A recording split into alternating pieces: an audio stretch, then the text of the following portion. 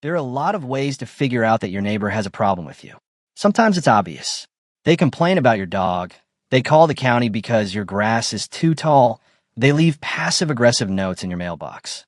But in my case, I found out because a woman I'd barely spoken to demanded access to my internet like it was a public utility. And believe me, that's not even the weirdest part. My name is Ethan Mercer, and a few years ago, I moved out to a small property near Cedar Hollow Lake, a quiet community tucked into the hills outside western Colorado. It wasn't a fancy place, just a modest house, a detached workshop, a few acres of land, and enough distance from other people that I could actually hear myself think. That was the whole reason I moved there.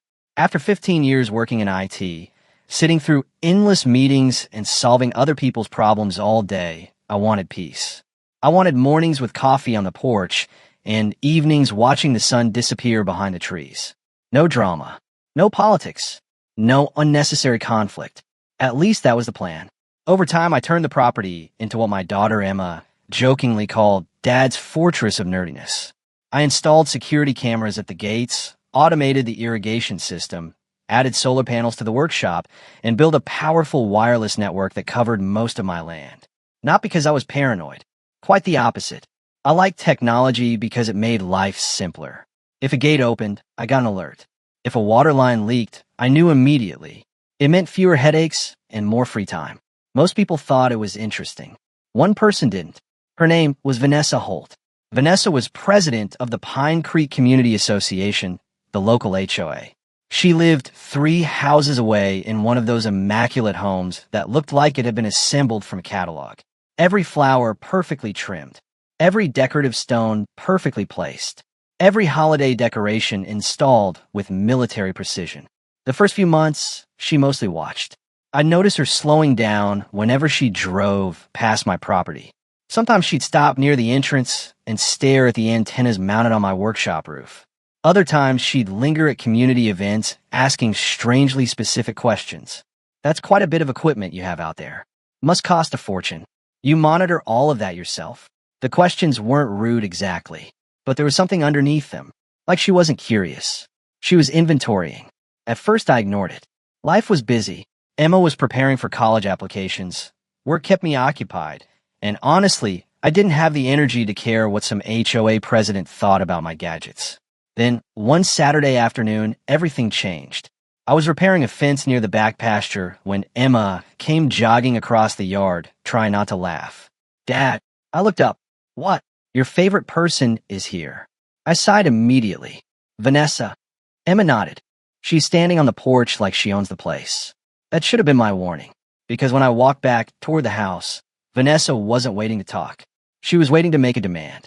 A demand so ridiculous that for a moment, I genuinely thought she was joking. She smiled, adjusted the clipboard tucked under her arm, and said, Ethan, I need access to your Wi-Fi network. I actually laughed. Then I realized she wasn't laughing with me. And suddenly the afternoon got a whole lot more interesting. I stood there for a second waiting for the punchline. It never came. Vanessa's smile stayed perfectly in place. The kind of smile customer service representatives use right before telling you something is definitely your problem. I need access to your Wi-Fi network, she repeated. Emma had followed me onto the porch by then. I could practically feel her try not to burst out laughing behind me. I blinked.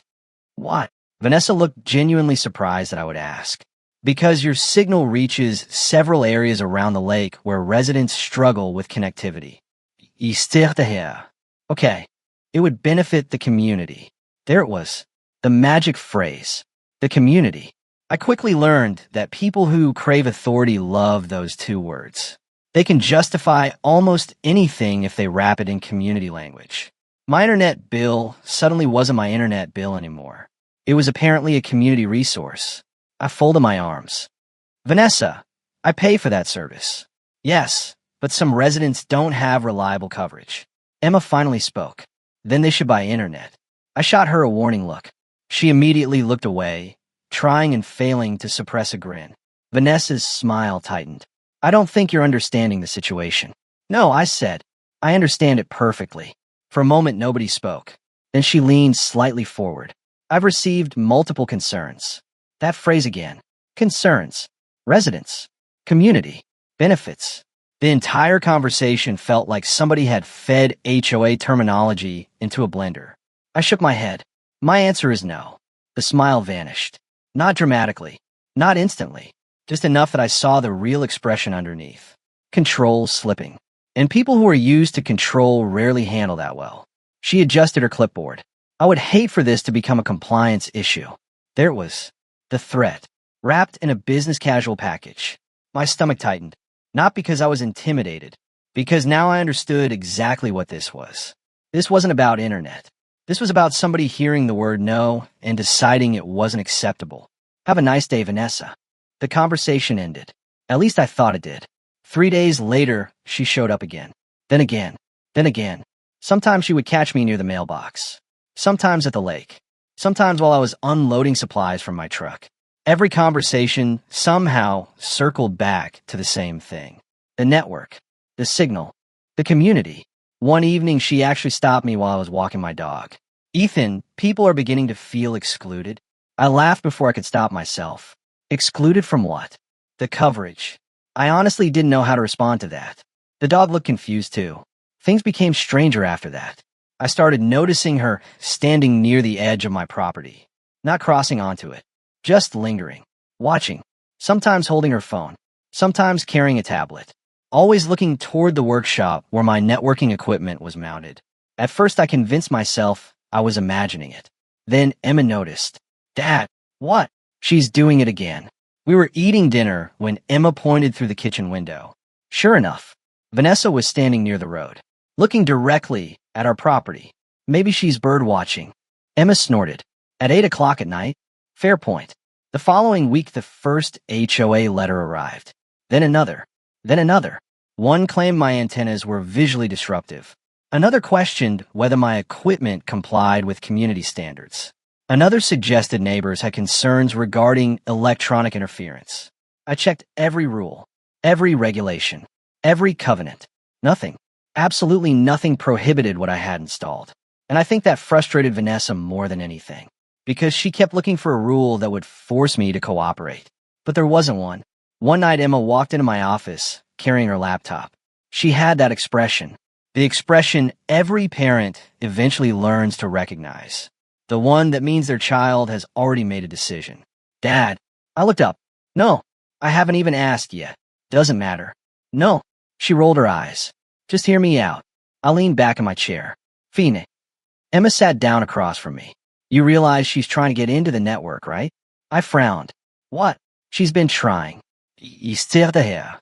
How do you know? Emma turned her laptop around. The screen was filled with connection logs.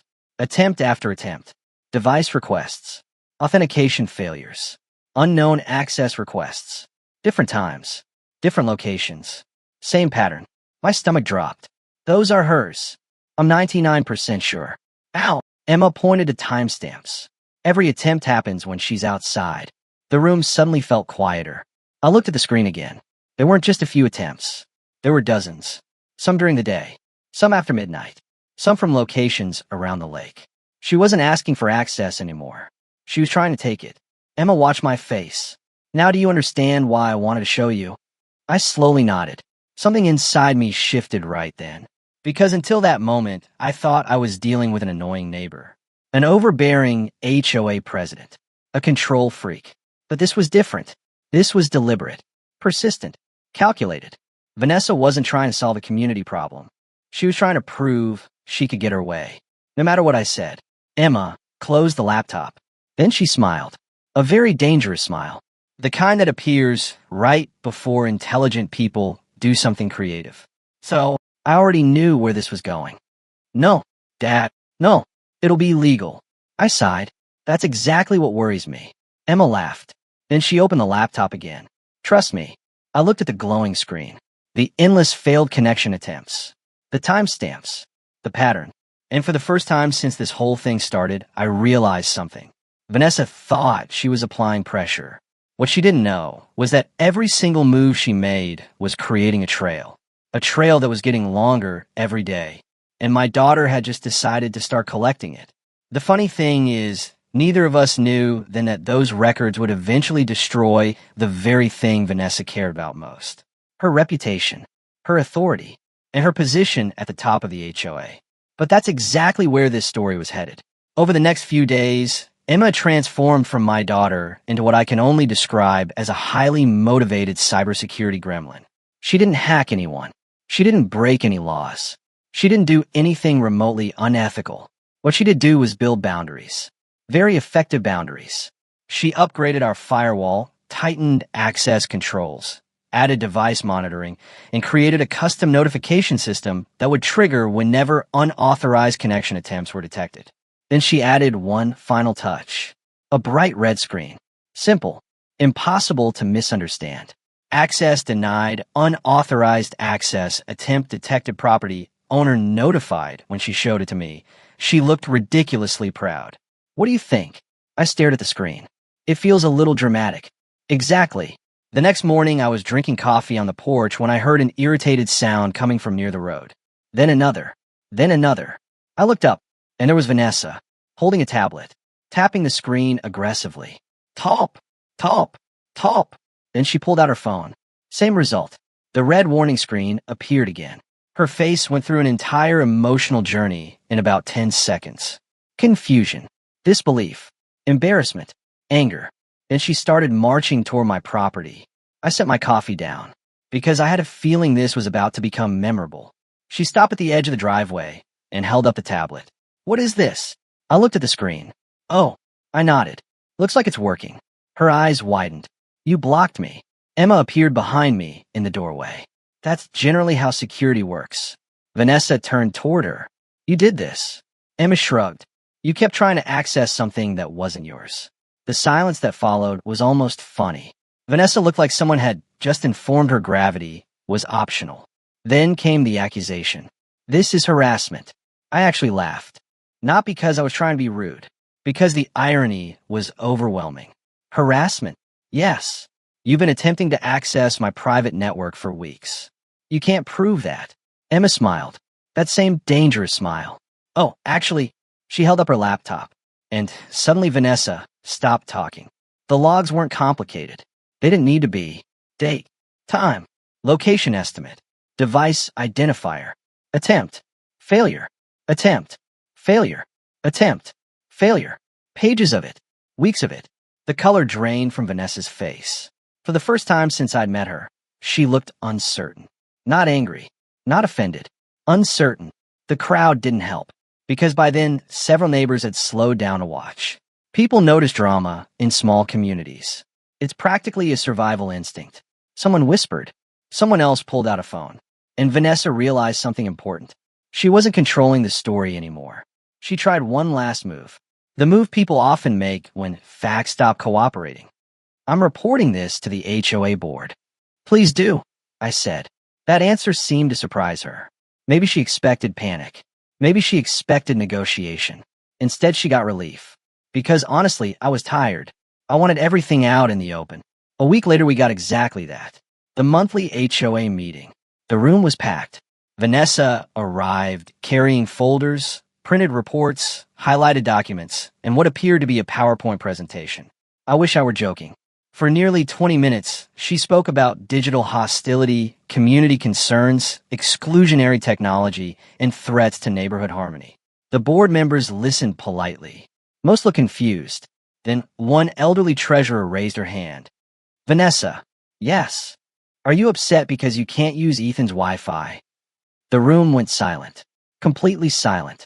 The kind of silence where you suddenly become aware of every cough and every squeaking chair. Vanessa froze. And in that moment, everybody finally understood what this entire conflict had been about. Not safety, not community, not fairness. Control. I stood up, opened my phone, and handed the board copies of Emma's logs. Nobody needed a lengthy explanation. The records spoke for themselves. Repeated access attempts. Repeated denials. Repeated efforts after clear refusal. The board members looked through the evidence. Then they looked at Vanessa. Then back at the evidence. The outcome wasn't dramatic. There was no shouting. No courtroom speech. No public meltdown. Honestly, that made it even more satisfying. Because reality doesn't usually end with explosions. It ends with consequences. Vanessa received a formal warning from the association. She was required to attend mediation training. And a few months later, during the next election cycle, she quietly lost her leadership position. After that, everything changed. The visits stopped. The letters stopped. The complaints stopped. Sometimes I'd see her driving through the neighborhood. She'd keep her eyes forward and continue past my property like it wasn't even there. And honestly, that was all I ever wanted. Peace. The funny thing is, looking back now, I don't think Vanessa was a villain.